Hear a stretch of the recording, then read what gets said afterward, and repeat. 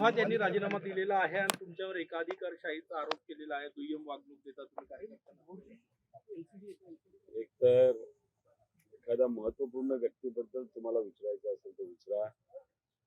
त्यांच्याबद्दल जर तुम्हाला खूप खोलात जाऊन विचारायचं असेल तर सामान्य लोकांना विचारा, मग ते तुम्हाला जे काही जे सांगायचे ते सांगतील.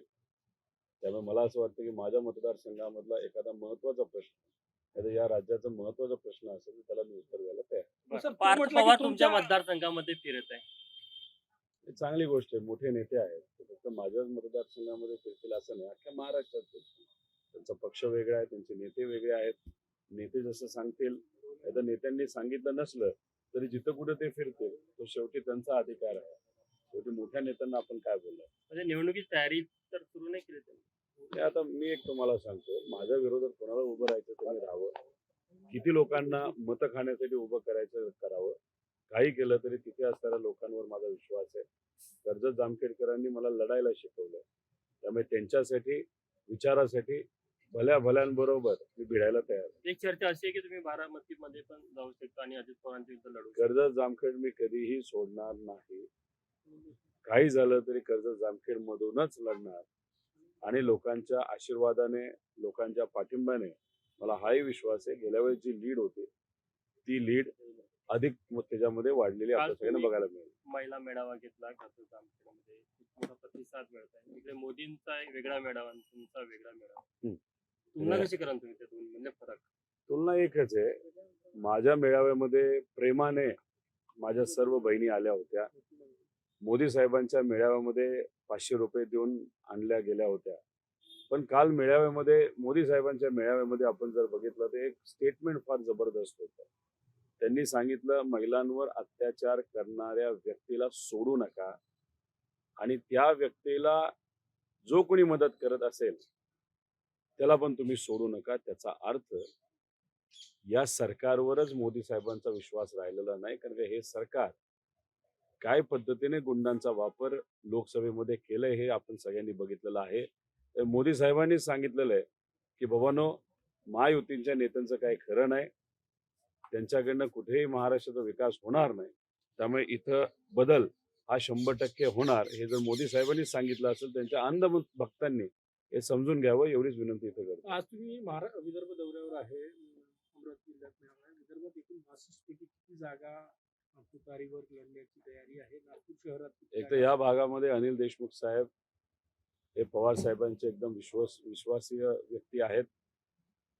इथे किती जागा लढाव्यात याचा निर्णय हा आदरणीय पवार साहेब, अनिल देशमुख साहेब, जयंत पाटील साहेब घेतील.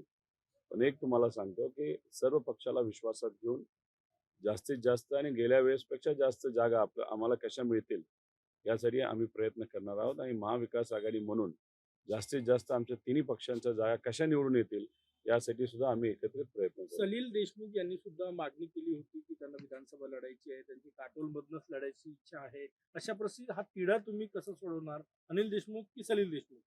नाही, शेवटी एक हे त्यांनी ओपनली मागणी केली असेल, कदाचित ती चर्चा असेल. त्यांनी इच्छा व्यक्त केली ऑन कॅमेरा. सगळ्यांची इच्छा असतेच. अनिल देशमुख साहेब, सलील भाऊ असतील, पवार साहेब योग्य असा निर्णय घेतील आणि त्यानंतरच आपल्याला त्या बाबतीत जे काय कळायचं ते कळेल. आणि आमच्या पक्षामध्ये लोकशाही आहे, आमच्या घरामध्ये लोकशाही आहे. त्यामुळे कोणाला कुठलीही इच्छा असेल तर आम्ही सर्वजण बोलून दाखवतो. चर्चा झालेली बरी असते.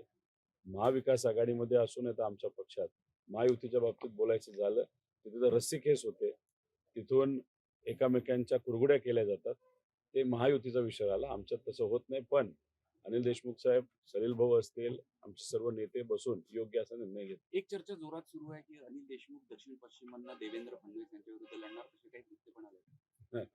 आता शेवटी देशमुख साहेब या बाबतीत काय करतात हे आपल्याला बघावं लागेल. पण गेल्या वेळेस जर आपण बघितलं तर लोकसभेची लीड 2019 आणि 2024 याच्यामध्ये यंदा देवेंद्र फडणवीस साहेबांच्या मतदारसंघातून गडकरी साहेबांना लीड कमी झालेली आहे. म्हणजे कुठेतरी तिथे नाराजगी आहे. नागपूरमध्ये आता लोकच आंदोलन करायला लागलेले आहे की आता विकास बंद करा.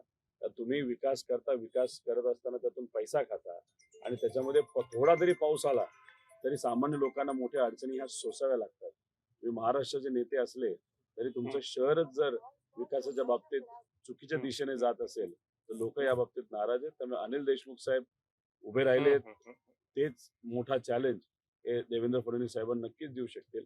पण तसंच काँग्रेसचे पण काही उमेदवार आहेत जे तिथं असणाऱ्या देवेंद्र फडणवीस साहेबांना चॅलेंज देतील. पण एक सांगतो, या महाराष्ट्रामध्ये हे सर्व महायुतीचे जे नेते आहेत त्यांना त्यांचा मतदारसंघ सुद्धा सोडता येणार नाही अशी परिस्थिती या इलेक्शन मध्ये येणार आहे. गडकरींची भेट घेणार आहे, कुठल्या विषयावर भेट आहे, काय चर्चा? गडकरी साहेबांना भेटण्याचं कारण म्हणजे त्यांचं जे डिपार्टमेंट आहे त्या डिपार्टमेंटमध्ये माझ्या मतदारसंघाचा एक विषय आहे.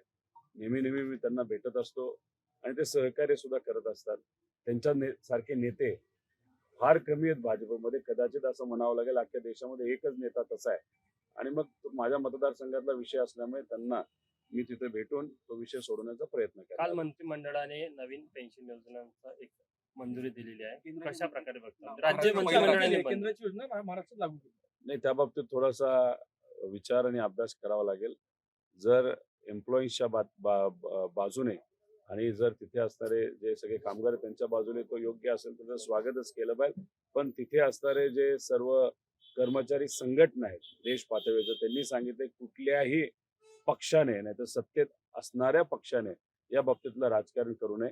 त्यांची ही मागणी अनेक वर्षांपासून होती आणि आता ती जर मान्य केली असेल आणि ती जर एम्प्लॉई जो त्यांची संघटना आहे त्यांनी जर ते त्याचं स्वागतही केलं असेल तर आम्ही सुद्धा त्या बाबतीतलं स्वागत करू.